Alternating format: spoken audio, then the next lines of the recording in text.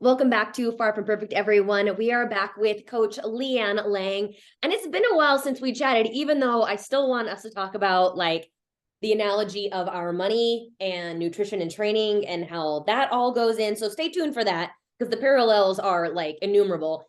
The last time Leanne was here, we were talking about coming back from injury, and we're probably going to talk about, well, I know we're going to talk about that today, but we're specifically talking about her finishing and completing and doing really, really well in her third powerlifting meet. So Leanne, thanks for coming back. Yeah, I'm happy to be here. I'm excited.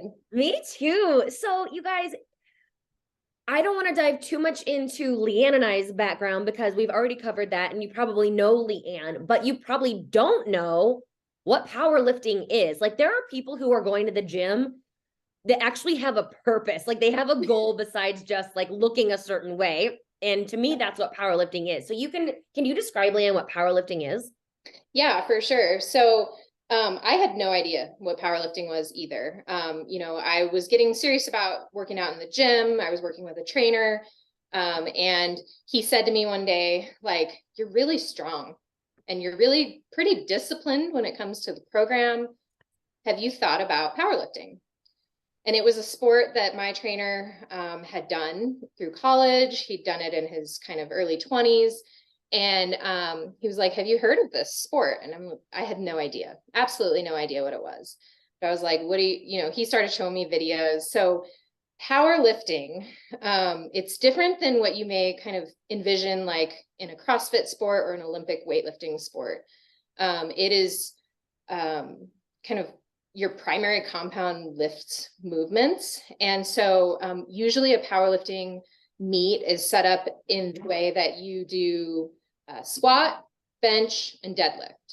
And this was like pretty important for me because I was looking for a sport.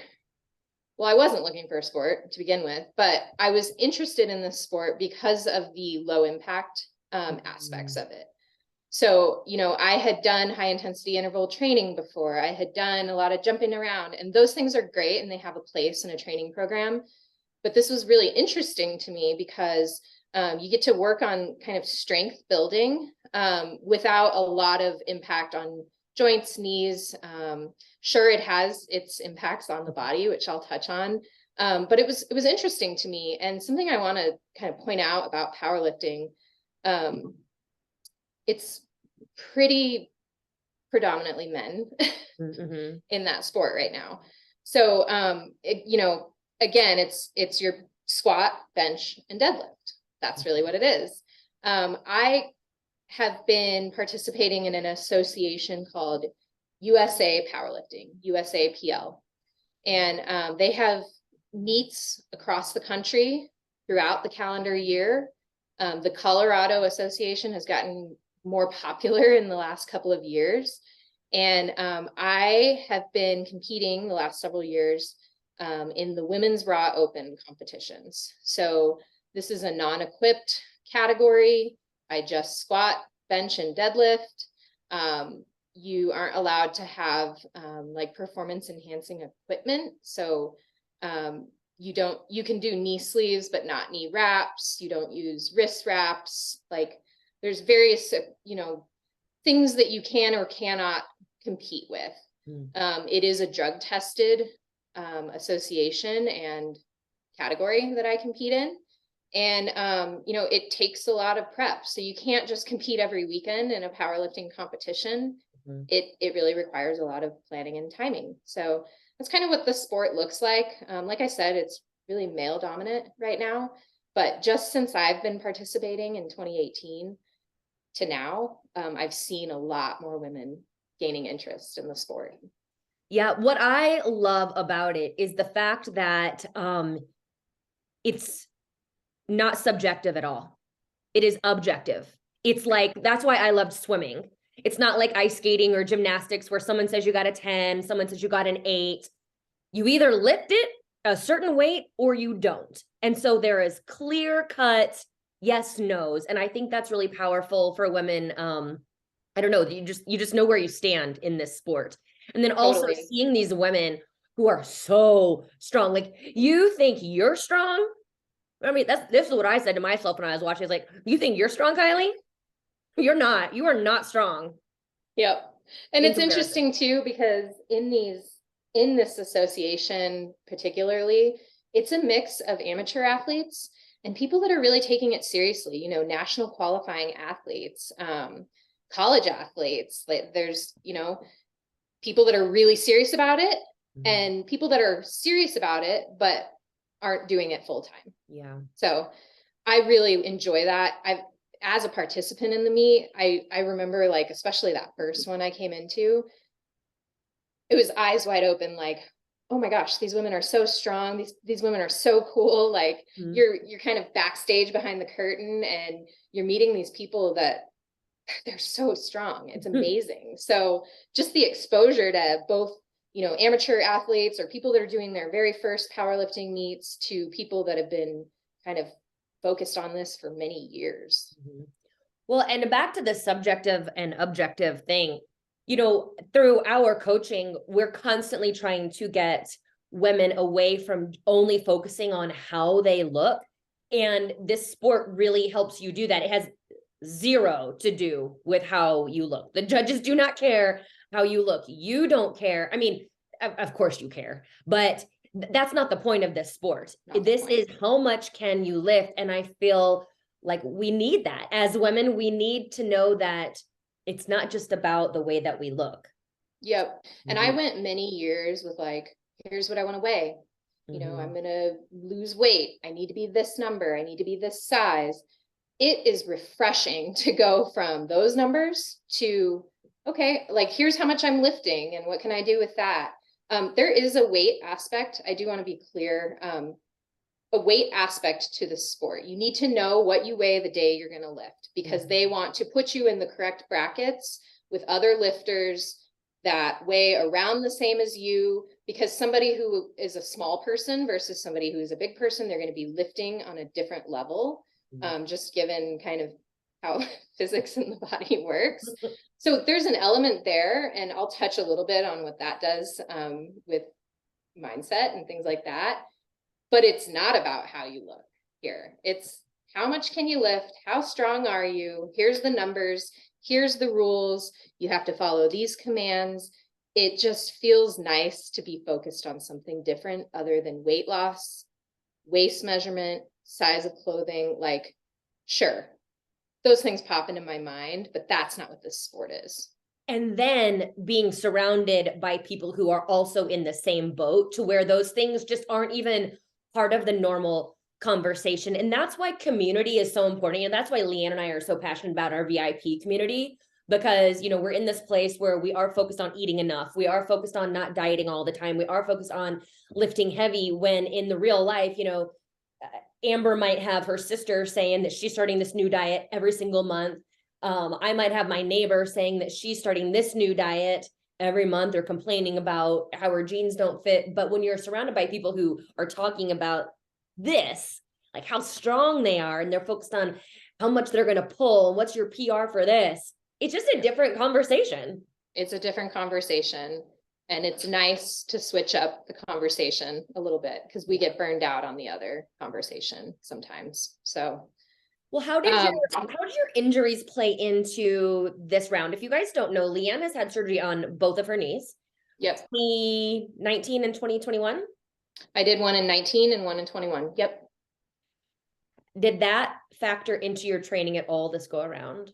For sure. So, to be clear, I did not injure myself in this sport. Yeah. Though some do.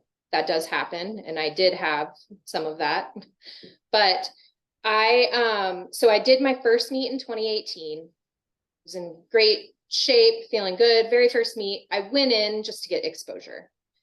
2 weeks after my first meet, I fell skiing and I tore my ACL on one of my knees. And to be completely honest, I can't remember if it was right or left right now.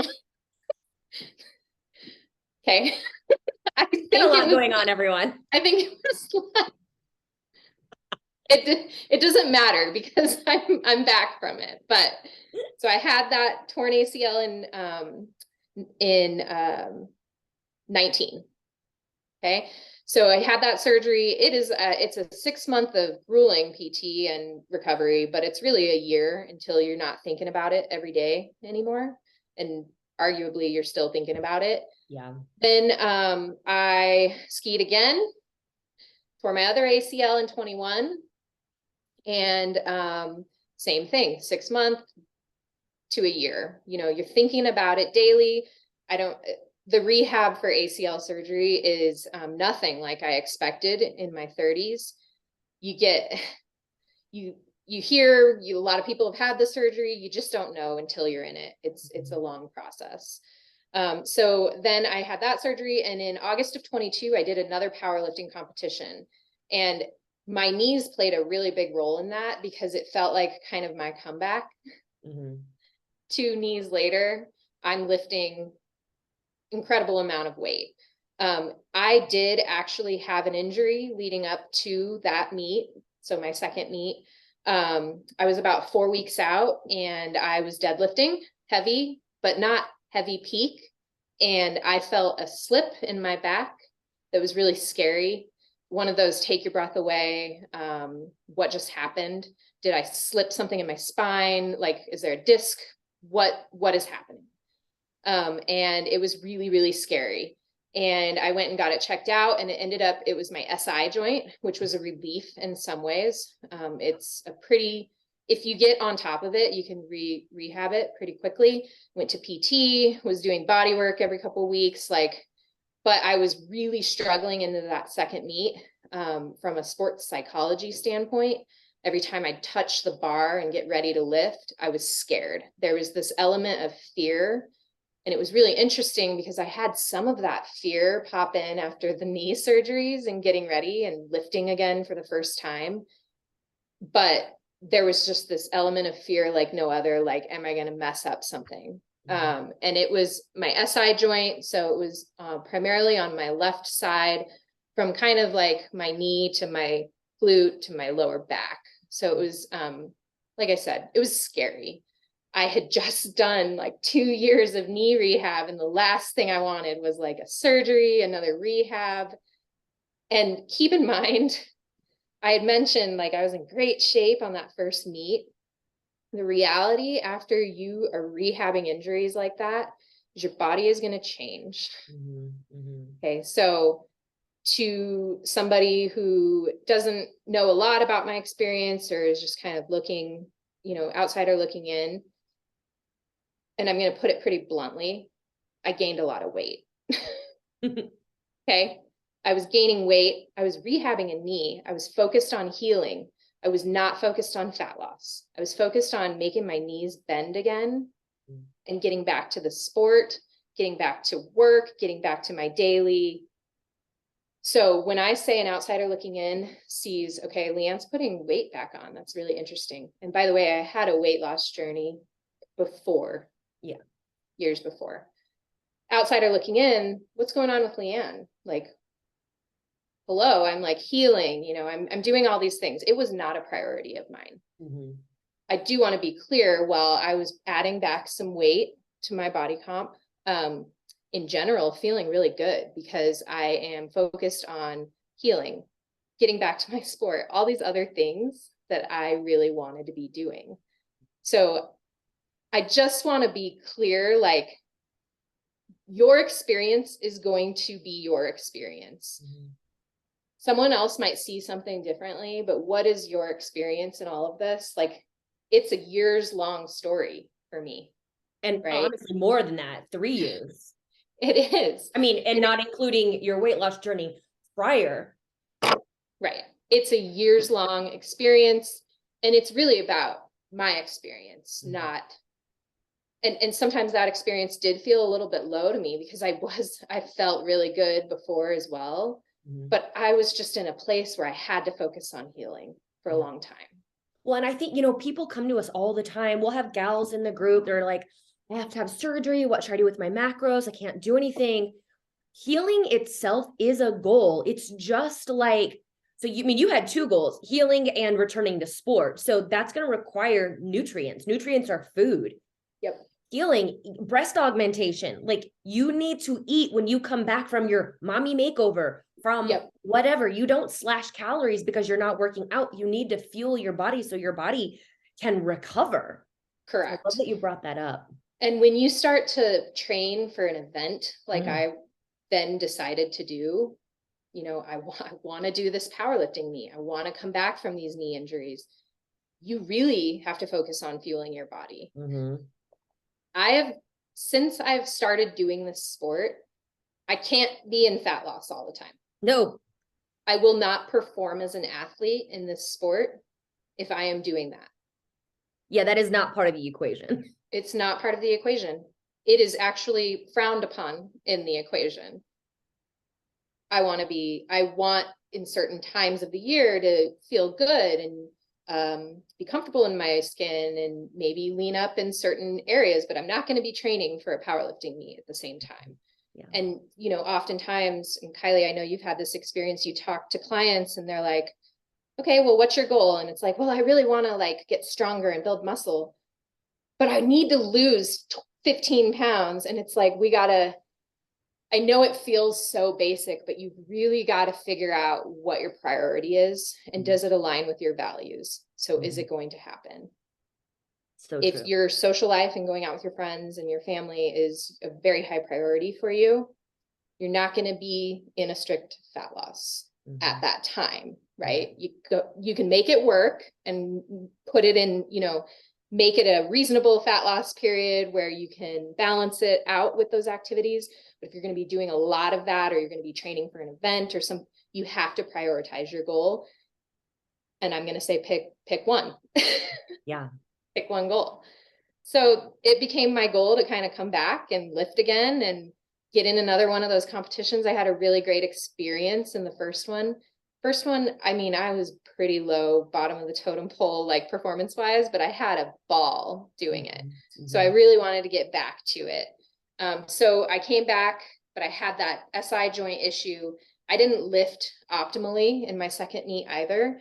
But then, my goal became showing up, doing my best, and kind of getting my head in the game after that slip in my SI joint. So the second meet was about getting there. Yeah. Well, and I was there, right? And I still get nervous. Your first lifts were your squats, and Leanne's son was like, Kylie, I've never seen you this nervous. I'm like, all I see when Leanne squats are her 2 ACL surgeries. So forgive me if I'm a little nervous that she has almost 300 pounds on her back and she's going to bend down and then come back up. I know, right? So, and I used to have those visions after my surgery too, are my knees just going to snap? Yeah. Are they going to snap? Right. So, and I had minor things, feeling this, feeling that during training for that second cycle. I went into that second cycle just got to get it done. And I made mistakes. And some of those tell us. Yeah. Some of those mistakes were having a lot to do with recovery. I was I was doing a proper warm up, but I would just feel little pains here. And what I wasn't thinking about when I wasn't lifting what I should be doing. It was all about the lift. It was all about getting to the training, getting into the, the session with the trainer to prepare for the meet. Yeah. I was not thinking about the other 4 days of the week where I'm not lifting. Okay. This is really powerful. That's great. Yeah. So I made mistakes, and I know that contributed to the aches and pains. I had psoas, something going on there. Then the SI joint, I know it contributed, and I probably wasn't taking care of my recovery regimen the way I should have been. So I did that meet in August of 22. And then, pretty much right after, it's I know I can do better. I can do better. Again, I didn't perform that well in meet number 2. And I told my coach, can you handle me for another prep? But again, you can't do these things back to back. You need 10 to 12 weeks to really prep a program to get into a meet. So I said, hey, I've got my eyes on this meet in May. what would you think about me doing that? And by the way, I had a couple breakdowns with the coach. He was there when the SI joint issue happened. You get into this state where it's like, oh man, I'm a grown woman and I'm all emotional to this guy that comes to my house and it's his job. I feel so bad, you know, like, and we shouldn't feel bad for our emotions. No. This stuff's hard. So anyway, I get ready to train for the May meet that I just did. And I went in and this prep felt way different in general. Because I made a huge commitment at that point to ask for help from the experts. And more than I had already gotten on board with hiring a trainer. Trainers need trainers, like, or somebody programming your stuff. But I really needed to think about the stuff that's happening not during a lift session. Yeah. So lifting is the priority when you're preparing for something like that, but you have to prioritize recovery. And from the very beginning of preparing for this last meet, I told my trainer, I told my husband and the people close to me, I said, I'm really going to prioritize recovery. And that is powerful for me. And I've said this to clients too. You've got to communicate to the people around you for two reasons, so that they're on board with what your priority is. And if you say it out loud, it's a bigger commitment to yourself as well. So if you have a goal or something you want to be working on, tell everyone you can. Yeah. Because they're going to ask you and you're going to be like, actually. Yeah. And like, if you only tell yourself that you're going to do that, you have an out. You have an out. Nobody knew. That's Nobody why I never knew. tell anyone if I go into fat loss. Right? Like, you don't have to if it's just you. Like, right. And then you might kind of beat yourself up on it. You just don't need to do it that way. Like, and I'm not saying force something and stick with it when it's not right. Communicate if that changes as well. But if you're telling more people around you, you're not giving yourself an easier out. So I told everyone around me, like, I'm going to do this meet and I'm going to focus on recovery. I need you all to know that around me. So there were some, like I said, the lifting has to be a priority. So the official meet prep takes 10 to 12 weeks. Okay. I'm looking at my calendar and I've got all this stuff on it. Yes, I have to interject. You guys need to know, okay. Yes, Leanne is a coach with me. That is her side gig. She has a very full-time job. Very full-time job. Full-time and she plus. also travels and is very busy. So I don't want you to think that Leanne is just lifting and eating and recovering, because that could not be farther from the truth. I know. And it's so hard when you commit to something like this. And I'm feeling torn. Like, I've got a career that's really important to me.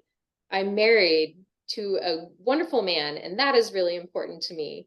And I've got friends, I've got sisters, like, these are all my priorities stacking up. And this is what I touched on earlier. It's like, I'm going to have to raise the priority of this meet. Like, lifting is the priority. But then I open the calendar, I'm like, oh my gosh, I have 12 weeks to prepare for this thing. And I've got a wedding. I'm going to Arizona. I've got a work trip. We're buying a company at work. Like, I'm going to be working. We went to Vegas for a work thing. To Vegas. We went to a conference. Like, there's a lot of stuff going on, right? So since lifting had to be a priority for those 12 weeks, I had to figure out how I was going to lift while traveling a lot. I spent a lot of time traveling in those 3 months, 3 months. I can do math, 3 months. So you have to figure out when you commit to something like this or anything, how does that program fit into the other things I'm doing? Is it going to be overwhelming? Is it even doable? Right. And I had that conversation with my coach. I told him about this I had a wedding the week before my meet. That's right. Is this doable, Leanne? And we had that conversation. So I had to lift while traveling. That was my reality. The other thing that happened, and we talked about how you have to fuel for these competitions. I was traveling a lot. I was working a lot. I like to cook. I was not going to be able to do prep. It was going to fall on the priority list. And by the way, meal prep is a huge priority for me. It's really important to me. It makes me feel good. It keeps my brain good. It gets me through the work stuff. It gets me through the workouts. Like, it's very important to me. The planning is really important, but I just wasn't going to be able to do it. So got in touch with my girl, Katrina. Katrina's business has been doing my meal prep for this entire meat cycle. So all my breakfasts and lunch had been prepared by a different person other than me. My husband, he got all his meals taken care of there too. We obviously are, very thankful that we have resources to be able to do that. I don't want to say lucky because Leanne works her buns off for that. Yeah. It's not luck, but we're thankful that we have the ability to do that. And I found ways that I could outsource some of my prior priorities so that I could do the new stuff, which was the meat prep. So we did the meal prep service. And then a huge thing that I did for this meat cycle was I hired preventative injury physical therapy for the first time. So a monthly recurring PT appointment. And that I had always been in a position where I would go to PT when I hurt myself. And because I needed to focus on recovery, I was like, no, we're going to do an athletes program with a PT. I'm not messing around. I'm not saying this is going to keep me from getting injured, but then I'm going to know that I did what I could. So I, regular PT and talking to my husband, outsourcing food. I also went to sports recovery center when I needed that. But I don't want anyone listening to this to get the impression that I didn't make mistakes here too. I made mistakes during this prep cycle. I fucked up and I didn't get sleep like I should have been. I worked a lot during the actual week of the meet to the point where you could argue unhealthy. And I had a pretty significant kind of mental breakdown about 2 weeks out because I wasn't taking care of my sleep schedule. I was working too hard and I felt a sense of overcommitment. And I want to point this out because this is not the first time that I've experienced that kind of overwhelm and I can't do this. And what was I thinking?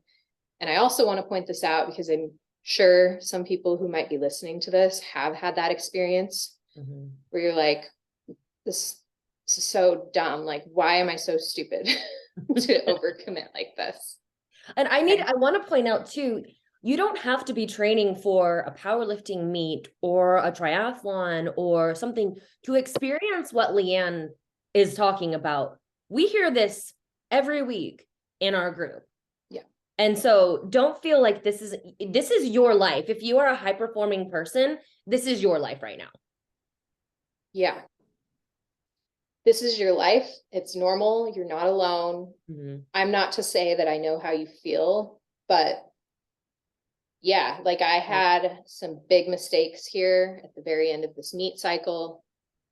I texted Kylie one morning and said, my Oura ring just logged that I took a nap. I didn't go to bed. So I have no sleep data. No sleep data, 4 days max before your meet. It might have been Thursday. I don't remember. Wednesday. I got to bed before the week of the meet. I got to bed before 11 one night. It was Sunday, Monday, Tuesday, finally slept Thursday. And then I went to bed on Friday because of the meet the next day.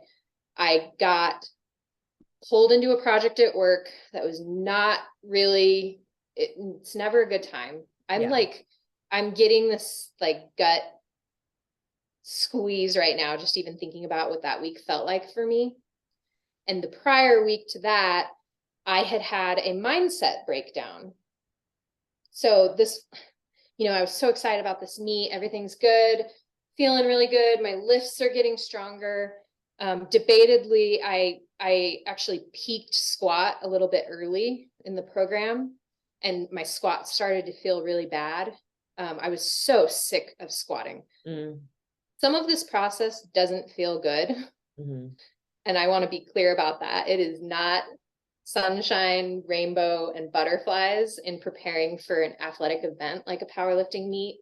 It's extremely like empowering and it's amazing to do, but there are downs to it as well. My squat was suffering.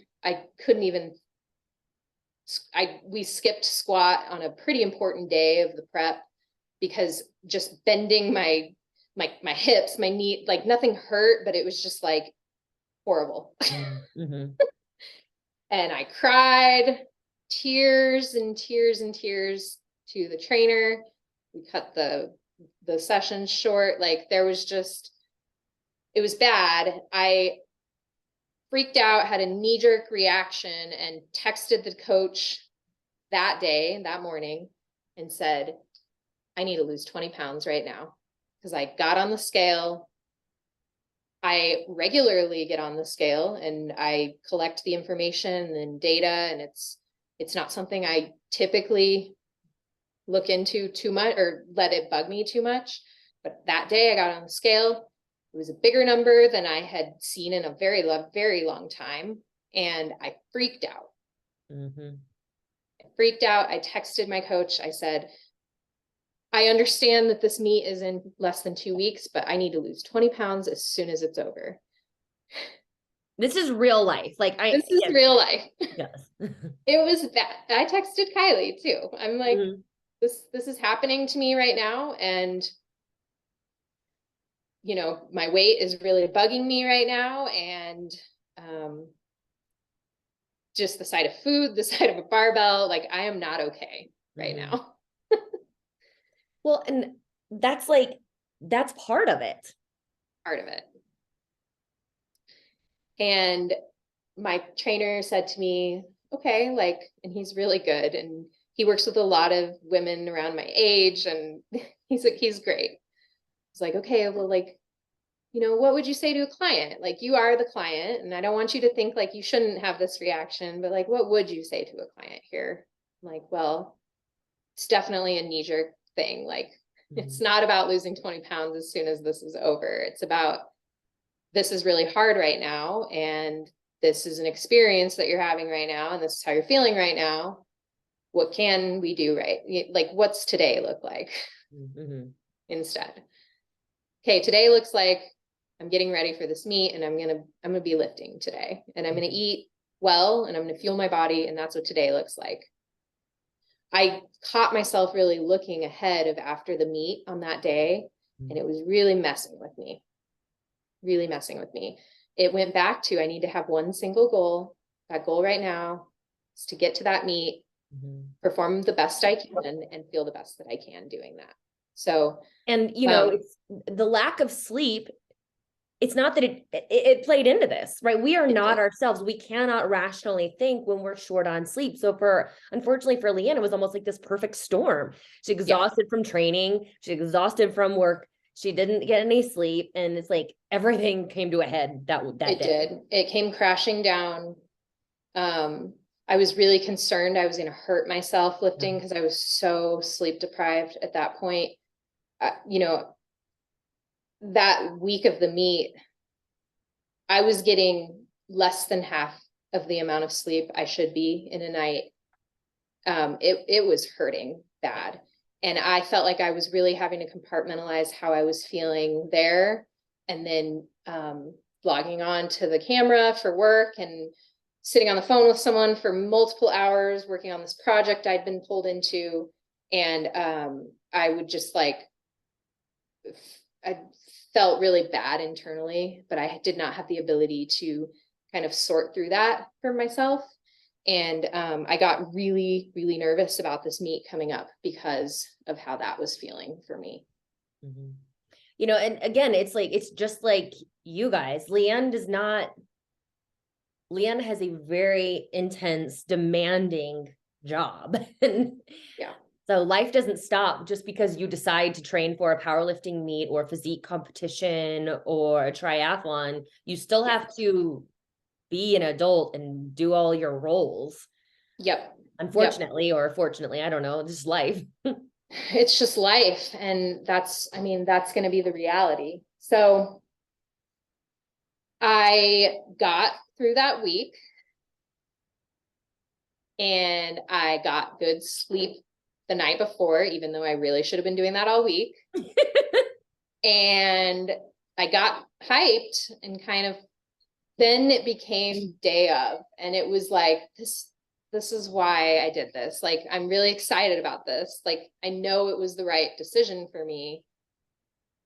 I made some mistakes along the way, like we just talked about, but it was the right decision for me to do this thing. Mm-hmm. So we get up on meet day and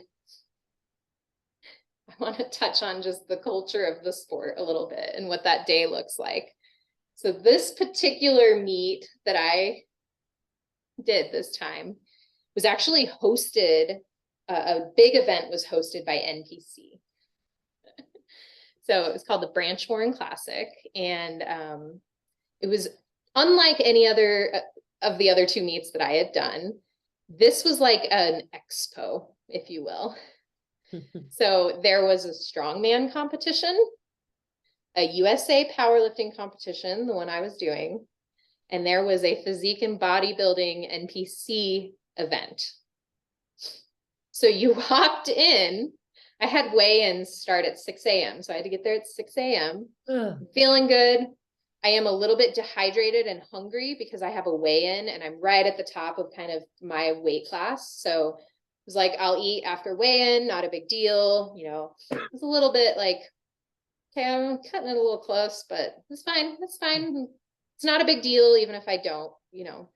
But I get there and you've got strongmen competitors. You've got very orange tan people.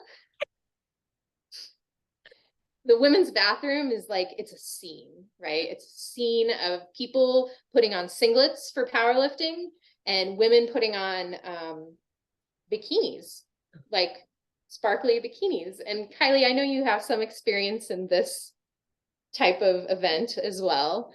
But it was, we're looking at all spectrum. It's wild. It's like at the zoo. You were like at the zoo, all the different kinds of animals.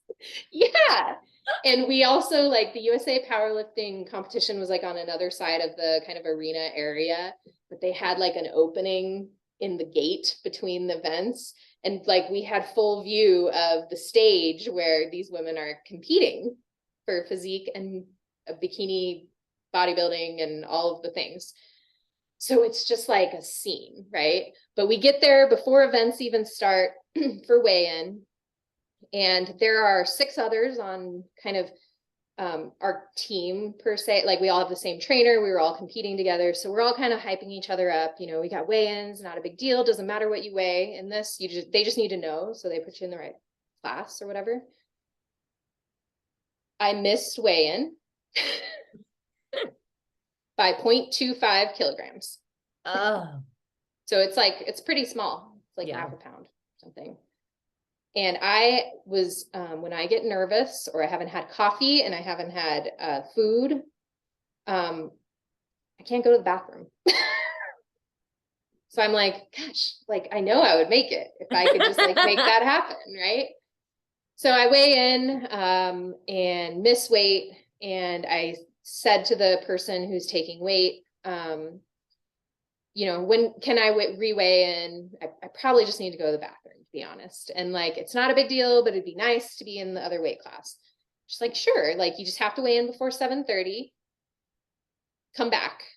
I'm like, okay. She's like, you know, if you're trying to qualify for nationals or something like that, and this is super important, like, you can go get a cup and spit into it. This is like wrestling status. Seriously, I just thought about wrestlers. Yeah. I'm like, I'm not sure I want to do that, but like, if I just went to the bathroom, like, I'd be fine. Well, I couldn't. Like, I'm there, I'm texting my other athlete friends. I'm like, you guys, like I missed weigh-in and kind of trying to deal with that. They're starting like a lifters orientation and I'm like, I'm not going to be there. Like I took a run around the building. Trying to get some movement. Just move things through, right? So I'm running around the building. Coach is like walking up with his Chick-fil-A. I'm like, hey, I'm just like going for a run around the building. He's laughing. He knows this isn't like, it doesn't matter if I miss weigh-in. Anyway, I go back in for weigh-in before 7:30. I am still unsuccessful in getting my body to kind of cooperate there. I missed weigh-in by 0.16. Also, to be clear, my scale at home told me I would make weigh-in. So it's fine. Like I said, it's fine. But I'm like moving from a not as competitive weight class to the most competitive women's weight class. So I'm like, all right. And this is interesting because some people in my weight class are quite a bit larger than me, just from a weight perspective, probably have more muscle. I am the lowest in the new weight class. Yeah, so she's I'm like, the smallest in the strong person's weight class. Not the weakest, as you'll hear in a moment, but the smallest person in this weight class. So I'm like, all right, well, here we are. And I'm just like, it's fine. And someone in our team, she was like, it was her first meet. She was just stressed out about a lot of things, feeling a little bit emotional. I'm like, you know what? Maybe my little mess up here will make her feel better. Oh, yeah. So I went and talked to her, you know, I'm like, hey, I missed weight. Like, it's not a big deal. And she's crying and she's stressed out and all of these things. So, it kind of like my kind of lose there kind of helped the team, I think, because it lightened the mood a little bit. Like Leanne missed weigh-in, ha ha ha. Like, she couldn't poop. She couldn't poop. Correct. That's basically what happened. So, but everyone is like super encouraging and supportive. So that was really awesome. Then, you know, we start warm-ups right around 8 so I was in the second flight out of 3 for the morning session. We start warm-ups. Again, some of the new lifters are feeling a little bit just emotional in general. It's an intense environment. They moved our warm-up section, like we were in the wrong spot, and then they moved us. We're trying to get plates, we're trying to get bars. We're the morning session when they're kind of getting organized, so it's fine. And we'd already done weigh-ins, we'd done rack heights, we'd done safety bar heights. Like you have to put a lot of information in saying, here's what my opener weights are going to look like. So we do that. And the powerlifting community is very, very supportive. Food is a really interesting thing to experience in that community. So our trainer had given us guidance on what to bring food-wise. Kind of traditional, what you do is you weigh in and then you eat. And you eat to make sure that you are appropriately loaded from a carbohydrate standpoint. That's kind of the biggest deal.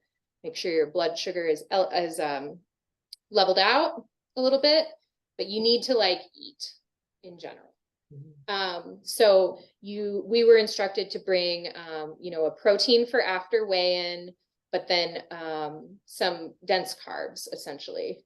And you want a combination of simple and complex carbs in that scenario, because you just need your body to get to kind of an optimal performance level.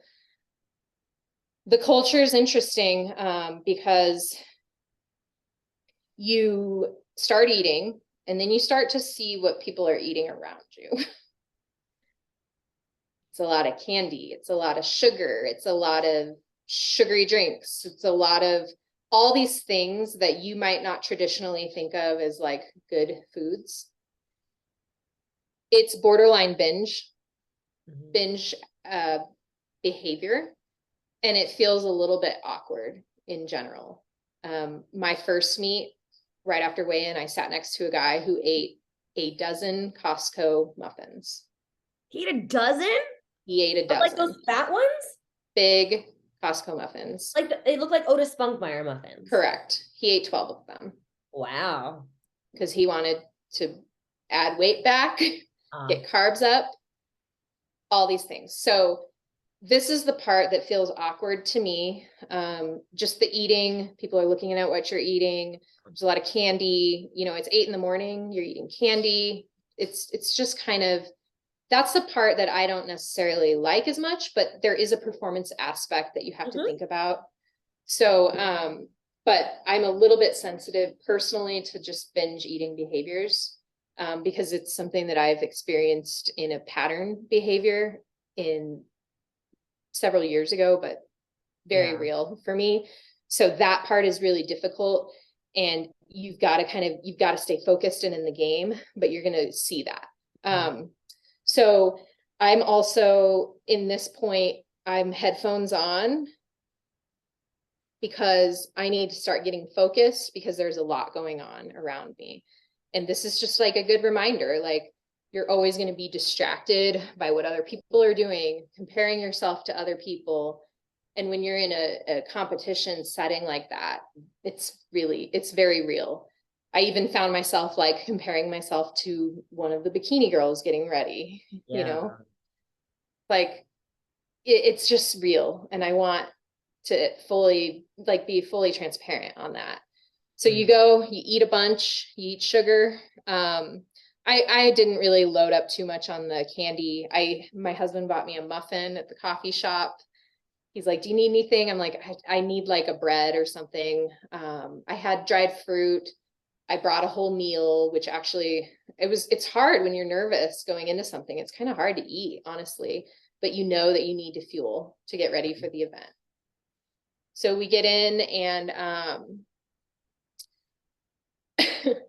so you start with the squat. I successfully did all the squat. I PR'd my competition squat. It was exciting time. Everyone did great on our team.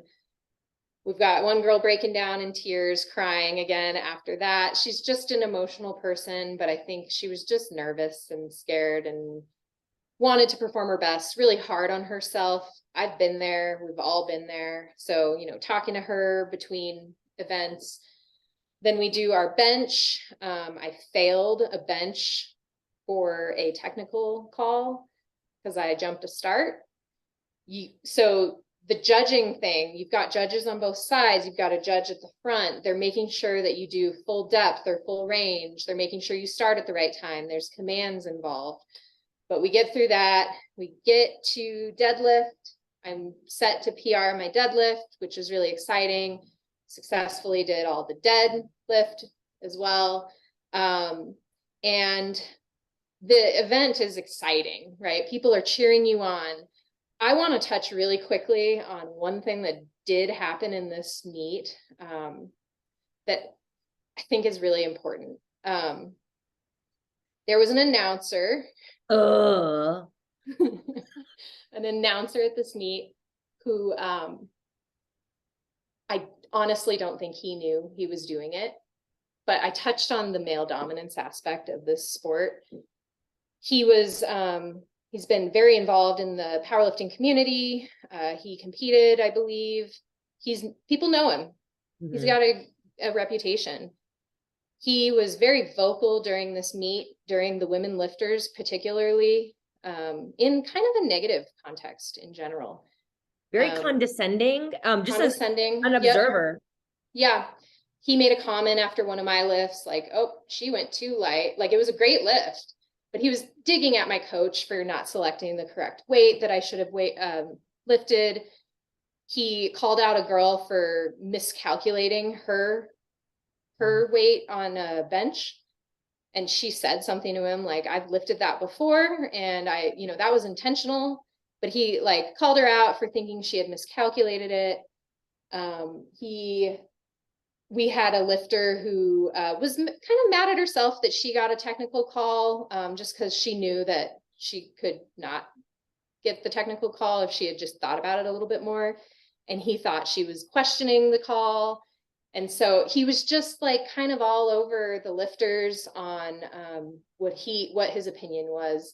And he was saying these things as you walked up to the platform or as you walked off the platform, which I had never experienced in the other two meets. So it was another distraction we were dealing with. And in all honesty, it felt a little bit sexist, if I'm being honest, because we weren't seeing that as often or as much with the men's teen lifters.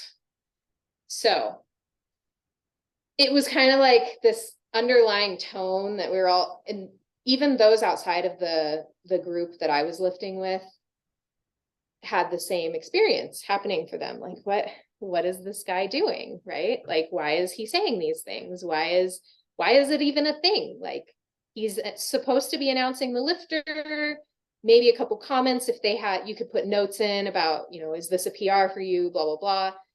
Announce the weight, get on with it. And we had just this additional and it wasn't even like good color commentary. Like, I would have taken that mic and done a bang up job of awesome color commentary. This was just unnecessary, not necessarily kind. And again, I don't know shit about the sport, but I knew that was not okay. Yeah. And I want to be clear. I have a lot of respect for the association for a lot of reasons that I won't get into right now. Yeah. But I was really having a hard time with this guy. So it's just something that is kind of part of the deal. It's hard, but I am very optimistic that more and more women will get involved. Mm-hmm. Like I said, I truly don't believe that person knew that they were coming off that way, which is not an excuse. He should be aware, but I would like to give him the benefit of the doubt that it's just a culture problem that should be addressed. So to kind of wrap up here, because I know we're coming at the hour, this experience, it definitely it plays a role in mindset. It's not easy, but it's so nice to do something different. It's so nice to train for something different. And in general, like, yes, I had some of those mindset issues, feeling a little heavier. I'm building muscle. That's part of building muscle, right? Mm-hmm. Things happen on the scale. It's not a measurement of weight and waist and all these things. It's a measurement of progressing and celebrating what you've done in the last, not just 12 weeks, but years, right? I would have never done something like this years back. It's not about what you, it's not subjective, right? It's weight on the bar. It's what you weigh too. It's very numbers oriented, probably why I really like it, honestly. Yeah. I highly encourage anyone who, even if you don't think you're like the strongest person in the room, get out and do something like this or something different. Like, it doesn't matter, but maybe you can do something different. It doesn't have to be about getting leaner. It doesn't have to be, you're not forced to one goal, honestly. Mm-hmm. And, I put my mind to all of those things, and I actually did really well on last Saturday. Like, I did great. I placed in the really hard weight class. I placed, and it was cool. I've never gotten a medal, right? Like, I placed and I lifted great, and I failed a lift and I got a technical on a lift, but and by the way, the woman that won, hella strong. Like, it was so cool to watch her lift. She's probably cool 20 pounds heavier than you too. Yes, she was heavier than me. She can lift more weight. She was an experienced lifter as well. Also, I'm kind of the old lady. I know that sounds crazy, but a lot of the women lifters are in their late 20s at the most. And I find that interesting. I'm honestly very surprised. Yeah, and we did see a couple women in later age in one of the flights, but it's pretty much a younger women dominant sport. I know. So if you're thinking about this, like, get into it. I know why, Leanne. Why? Because diet culture. It is diet culture. These are our Revive women. Getting them to go through the mental challenge of putting all like physique stuff aside would be really, really, really, really hard. But that means, I'd be in masters. I could kick ass. Yes. And like, it gives me a little bit of hope for like the slightly younger than me Yes. women, because they are doing this. Yep. I'm like, hell yes. Like, these women are lifting, like people are lifting weights. They see the benefits of that. And I'm super excited about these women that are slightly younger than me doing this right now. Yeah. I mean, So 20 years ago, 10 maybe. I mean, our only option was the physique route. Like, right, I'm watching Leanne pulling almost 300 pounds in deadlifts, but through the dividers, I can see the physique girls on the platform. This wasn't an option. All we had was putting on a bikini and prancing around and showing what our bodies look like, not what our bodies can do. So I'm with you. I love the fact that the younger girls, women are doing this. I love it. I love it so much. And there was like a 19-year-old, she was incredibly strong doing this. I'm just so, it gives me like a little bit of like hope for a bit of a diminishing diet culture. It's going to be a thing. But this sport is really important in kind of making a statement there, which is a big reason I'm really into it. And so, yeah, so I think that's important to point out. And I know this has been kind of a, like a progressing story along this podcast, but I hope this is like interesting to kind of go through the chain of events, because I want to just like paint the picture that there's more you can do goals wise, or, having an event to train for. There's a wide range of types of events you can get involved in, and you don't have to be a high performance athlete to do these things. There's great trainers and people to help support you along the way. There's coaches to help with the mindset stuff, and it's okay to have the downs. Yeah, it's all part of it. And even if you're listening to this and like a powerlifting competition is not ever on your radar, or a strongman competition, strong woman competition, the point is a lot of y'all's lives are like an extreme sport. These are the people that we're working with. You're on the board of this, you're the VP of that, you got the 3 kids, you're going to this and that and that and that. And so when Leanne's talking about priorities, it doesn't matter if you're not training for something, because you are training for life. And so if you can't get food prepared for yourself, you have to outsource it. If you can't make time for your workouts, we gotta shift some things around, because it's not about working out to look a certain way. It's about being healthy and vibrant and able-bodied when you're 80. For sure. Yeah. So that was my experience. I'm like super thankful that I had an opportunity to share this experience. Along the way, I've said to Kylie, I want to be able to share this experience, but I also need to process it a little bit, especially those downs that I was having. But to kind of put this out there and share it's really special for me. And I hope, if it's something you're thinking about doing, I hope it lands a little bit for you as well. So I do have one question. We talk about you can't be in a deficit. Do you know like where your calories were? And calories are always individual, you guys, but do you have any idea what that looked like from a macro standpoint? Yeah. So it is higher carbs than I would do in like even just a regular maintenance. So 45% carb. And I was eating probably in the 3,400 to 3,600 calorie range during that process. 3,400 to 3,600? Really? And you guys have to understand, Leanna's a small person. I am. Yeah. I'm 5'3". When I stand up straight. And my weight has ranged a lot. I weighed in at, I think it was 167 or 168 for this meet.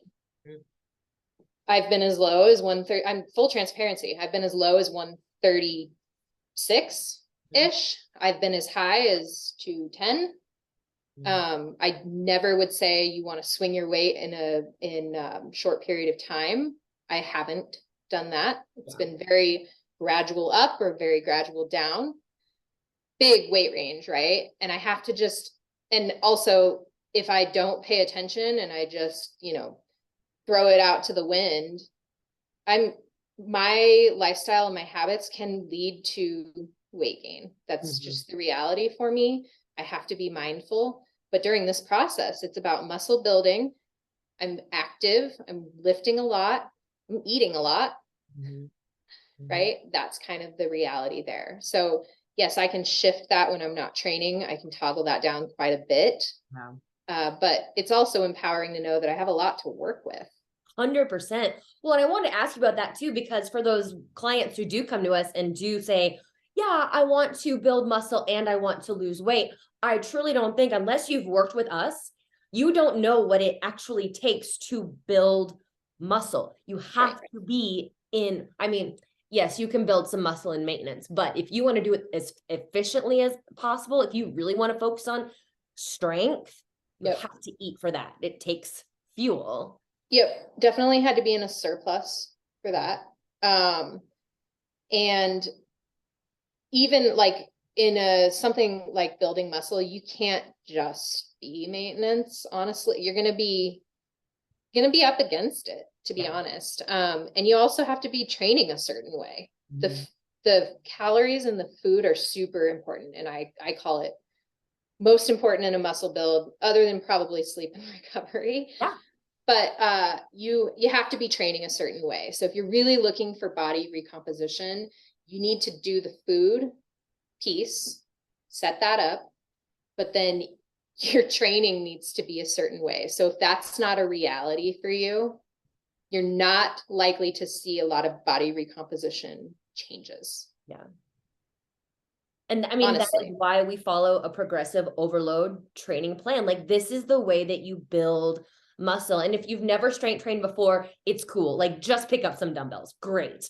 But start there. Yeah. When you are ready to like actually do this and get serious, and not serious as in training for a competition, but like, I want to see what my body can do.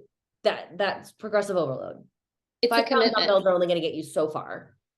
It's a commitment. You have to commit to the training, and you have to look at it as a big picture view. It can't be about what I see on a little device that I stand on. Like, it's got to be about more than that. You might need that piece of evidence or data, but it's got to be more. And this goes into our, our money and fitness and nutrition talk, the parallels. You have to have that sacrifice in the upfront, and the sacrifice is the leanness, is the weight loss, because for the greater good, for your retirement account, for that house you're building, whatever, you have to have the money in the bank, and you can't do it if you're always spending it. Yeah. Well, and the number is interesting too. Like, my sister came over the night before because she was coming to the meet. I was like, look, I'm like kind of close on the weight class. And she's like, well, what do you need to be at? And so, and I tell her everything, tell her what I'm weighing and where I need to be. She's like, what? You weigh that much? Like, that doesn't even make sense to me. People take on weight in different ways. Muscle weighs, we always say muscle weighs a lot. Like, stop looking at that number and letting it tell you what you are. Like, and especially if you're lifting weights, like I do love the scale for data. Leanna is a data nerd. However, it's not telling you everything. And the longer you're lifting weights, the more irrelevant it becomes. It becomes more irrelevant. Agreed. Completely. And, I've got to remind myself of that all the time as well. Yeah. I mean, yeah, it's amazing. One other question. Do you remember what you squatted in your first meet? Probably like a 220, somewhere around there.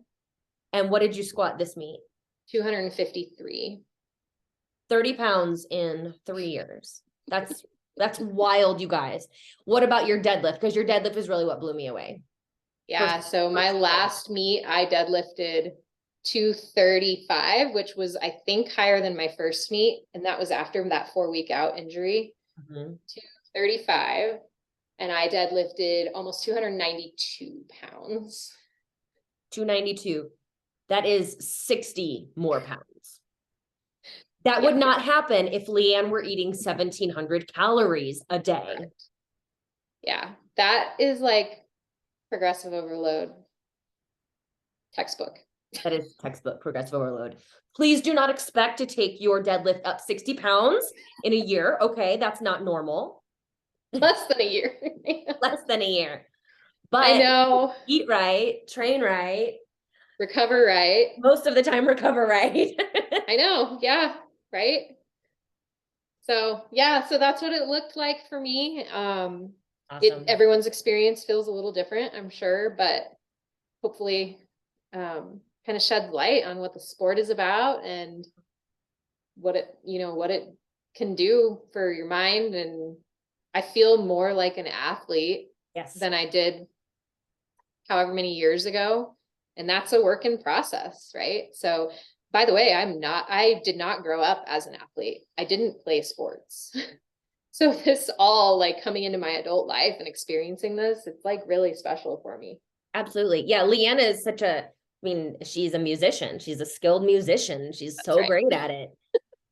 Yeah, Vocally, on the piano, like that's what she does. but But I now she do. has this. And I just think for us women, the more we can get away from just focused on what our bodies look like and more what they can do, we're not ever going to go wrong with That's that. right. That's And right. as adult women, there's less sports for us to do. It's Like true. when CrossFit started coming up, I think a lot of women in their 30s and 40s were doing that because they were soccer players and basketball players and swimmers. And we finally had this thing we could compete in. But from, the joint standpoint and the impact, I'm not sure how sustainable it is. But lifting, we're going to be able to lift until we're 95 years old. Yeah. I mean, until the day you die, you're going to be able to lift weights. I'm so excited for it, Yeah. right? Like I'm so excited for what's to come. I'm not saying like, oh, I need to lift more next year and then more the next year and more, but this is like something I can do, Yeah. even if it's not as much in 10 years, right? And Yeah. I've, adjusted for that, but it's still like a sport you can do to your level. And I love it.